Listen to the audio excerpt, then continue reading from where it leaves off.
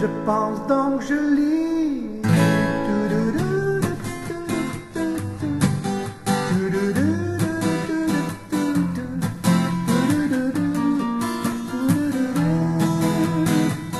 Je pense donc je lis. Baudin. Et ce chien, il s'appelle Filou, alias Argos.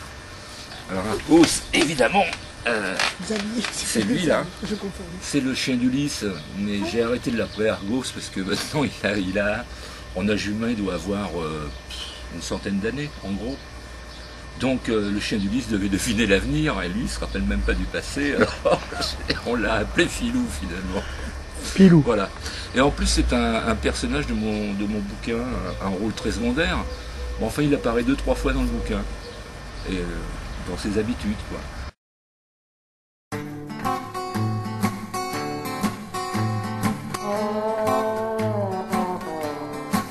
Cela faisait 1 heure qu'André guettait l'avenue d'Helmut, quand une puissante et longue résonance suggéra soudain qu'on avait dans la nef malencontreusement déplacé un banc.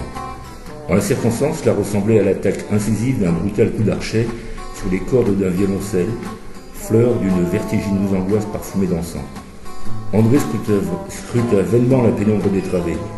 La célèbre chair sculptée de Pilgram lui masquait l'origine de l'incident. À peine le divin silence rasseyait-il son triomphe sur le paganisme de cette perturbation qu'il fut à nouveau contesté. Il s'agissait maintenant d'une plainte latérale, discrète mais entêtée, un peu comme celle des gonds d'une lourde porte trahissant la fuite d'un individu que l'ombre et les piliers du déambulatoire auraient facilité. André s'effraya lui-même en bousculant quelques chaises dans un raccourci précipité vers la sacristie. Pourtant violée, en tout cas restée ouverte, la remise aux oripeaux et aux autres accessoires liturgiques s'offrit à lui déserte. Par le mince entrebâillement d'une autre porte, on devinait la Stephanplatz. À cette heure, le pullulement touristique s'y amorçait déjà. L'éclipse était totale. Le seul témoignage qu'il était imaginable d'obtenir sur la physionomie de l'inconnu n'aurait pu l'être que d'Anton Pilgram, si le sculpteur ne s'était caché et pétrifié sous la rampe de la chair depuis 1510. André s'en retourna sonder l'ironique porosité calcaire d'Anton, dont l'absence de pupille accroissait de leur lente cécité l'intrigante énigme de cette esquive subite. À ce niveau de perplexité, l'arrivée de son ami le surprit. « Helmut, c'est stupéfiant. Ton apparition vient de faire s'enfuir quelqu'un. Tu vas mieux ?» « Je ne suis pas aussi sulfureux qu'est ton ami Mousdarva, les prédents, des fantasmes d'influence gros. Déconne pas, il parle normalement. Je t'assure que quelqu'un vient brusquement de fuir par la sacristie. Je ne crois pas qu'elle ait une issue vers l'extérieur. Tu as dû t'ennuyer, n'est-ce pas? Tu n'es pourtant pas un hitzig, un exalté, en yiddish.